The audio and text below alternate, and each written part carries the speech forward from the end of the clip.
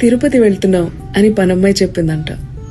సరే ఇదిగో ఈ 100 రూపాయలు దేవుడి వరకు చేరేలా చూడు అని ఓనర్ అమ్మ 100 రూపాయలు తీసి తన చేతిలో పెట్టింది. వెంటనే తన కొంగుకి ఆ 100 రూపాయలు కట్టేసుకుంది పనమ్మాయి. కుటుంబంతో సహా రైల్వే స్టేషన్ రీచ్ అయిపోయింది తిరుపతికి ట్రైన్ ఎక్కడానికి. రైల్వే స్టేషన్లో ఒక ముసీలావిడ అడుక్కుంటోంది. నేను తిని 3 రోజులైందమ్మా, డబ్బులేం వద్దమ్మా, కొంచెం అన్నం పెట్టించమ్మా అని ప్రాధేయపడింది. ఆమెని చూసి మనసు కరిగిపోయింది ఈ పనమ్మాయికి.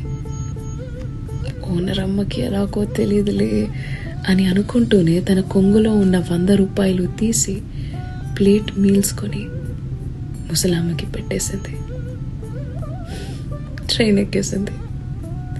అదే సమయంలో నిద్రిస్తున్న ఓనర్ అమ్మ కలలోకి సాక్షాత్తు శ్రీ వెంకటేశ్వర స్వామి దర్శనమిచ్చి, నువ్వు పంపిన 100 రూపాయలు నా వరకు చేరుకున్నాయి అని చెప్పారంట. తక్కని నిద్రలోంచి లేచి ఇంకా అది తిరుపతి చేరుకుని ఉండదే అని వెంటనే పనమ్మాయికి కాల్ చేసింది.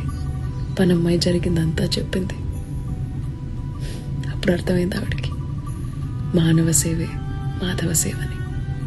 చిన్న కథ నచ్చిందా?